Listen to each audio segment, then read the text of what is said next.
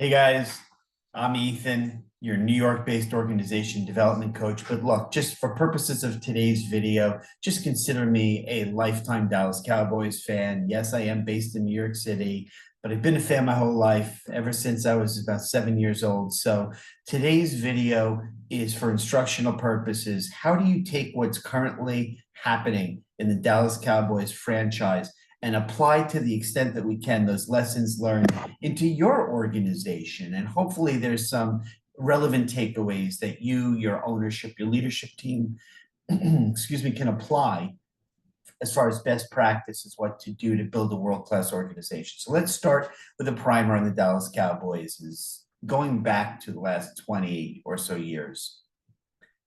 In the late 1980s, the franchise had hit a low. They needed a change, for sure. They'd experienced significant success since they were founded in the 1960s, but they were at a low point.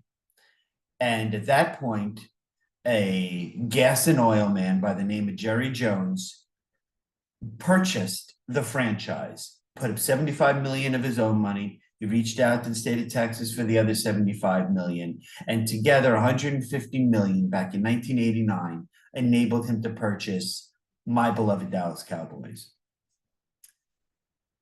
To think about the context, when you're building out an organization, you typically look to people from your past who you have social and professional ties with that can support you in your endeavors. Every organization, every business owner does that, for sure. In Jerry Jones's case, he had actually played college football at the University of Arkansas with a man by the name of Jimmy Johnson. Jimmy Johnson had established himself as a successful college coach at the University of Miami. He had brought them as an organization, the University of Miami, through a lot of turbulent times to a national championship. And so he had built a successful organization himself at the U of being a successful college football program. Jerry Jones brings in Jimmy Johnson as head coach of the Dallas Cowboys and unceremoniously gets rid of one of the most beloved coaches in the NFL, and certainly in our franchise's history, Tom Landry. Pushes him out the door, pushes general manager and the other members of the franchise out the door. Fresh start. That makes sense. When you're taking over an organization, you own it, you're the CEO, you want your leadership team in place. So Jerry Jones brings in Jimmy Johnson. Jimmy Johnson brings in his own staff. There was something else that bears a need to state here and understand. Jimmy Johnson, because of his success in the collegiate football world, had established significant relationships in the state of Florida, where he coached at the University of Miami, with the two other largest, most successful programs in college football at the time, the University of Florida, Florida State. So the draft comes around. It's an annual occurrence. Something had happened that the Dallas Cowboys were able to take advantage of. Now, this is also part of a narcissistic sociopath, which is loosely how I describe Jerry Jones. When external opportunities present themselves, you seize them. And in that regard, they have no qualms about acting quickly and decisively.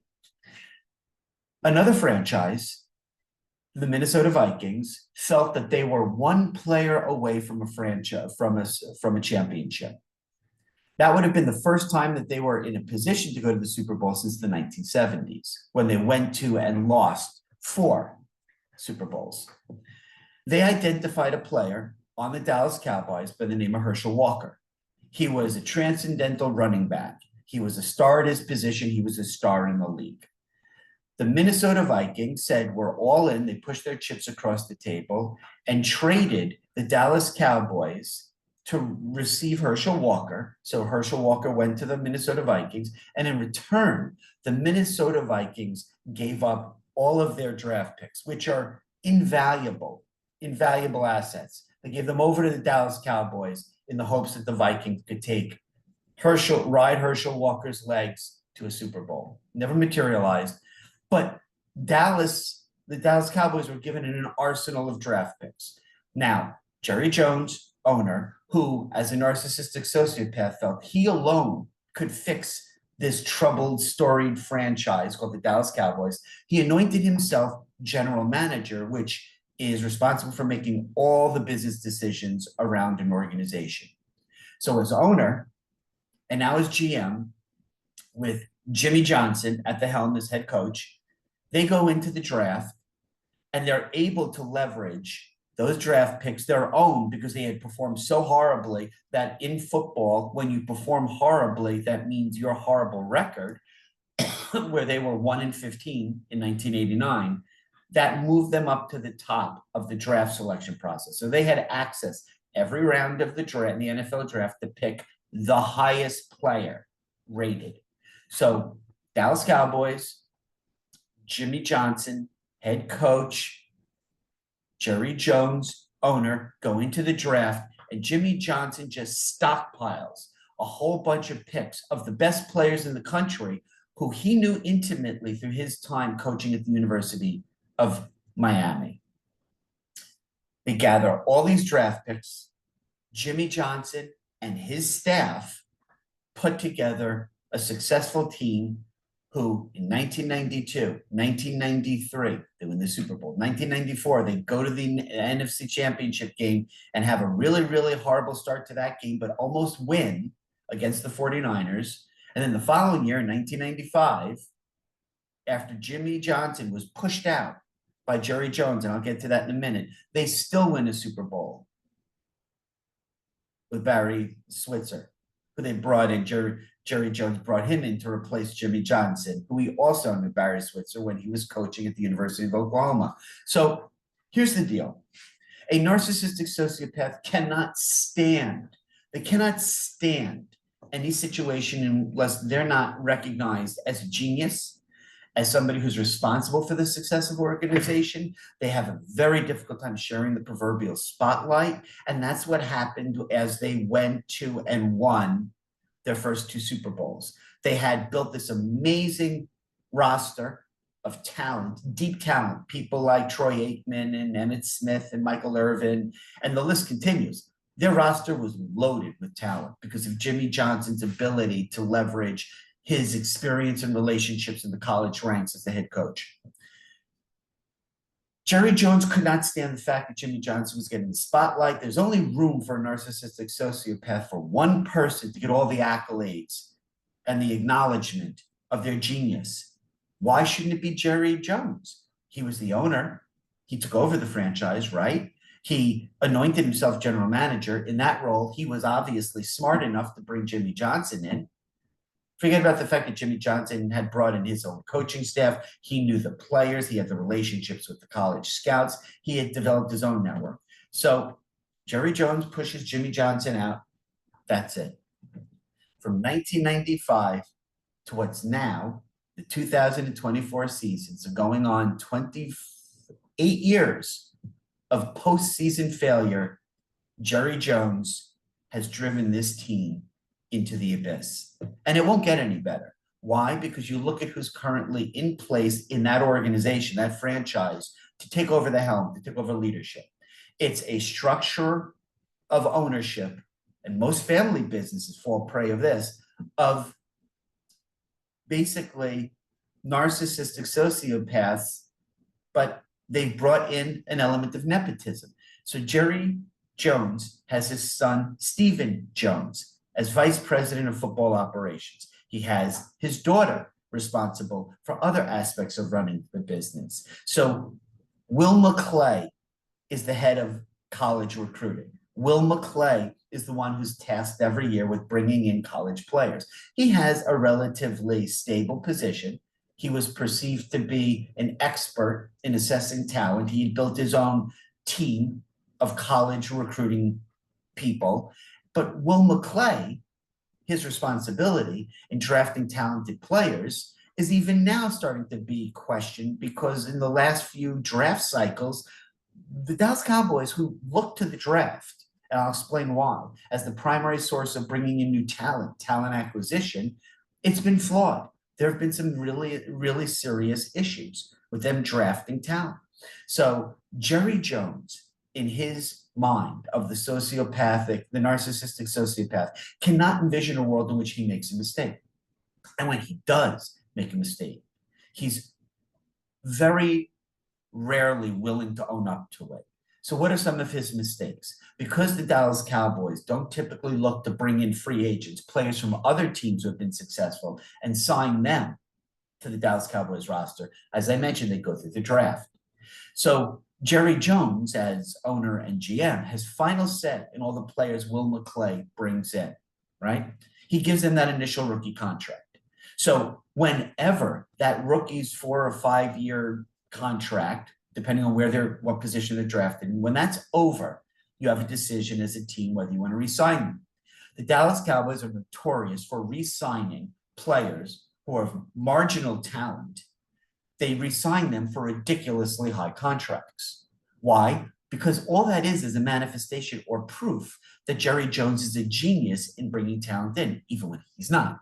Case in point, this past offseason, the free agency period of 2024, Jerry Jones gives Dak Prescott not his first, not his second, but his third contract. And he breaks the bank. He pays Dak Prescott the highest amount any NFL quarterback receives. That was based on 8 years of Dak Prescott being a quarterback and only winning 2 playoff games. That's it. He gave him $60 million a year.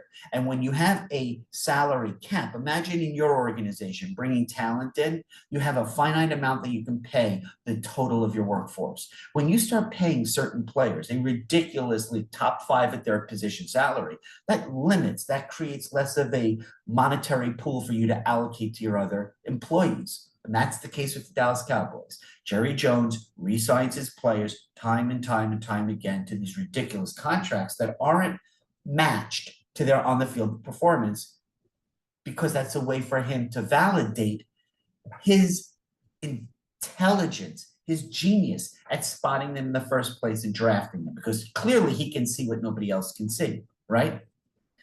But he's starting to get atrophied in his cognitive ability. He's in his 80s. People accuse Joe Biden of the same thing.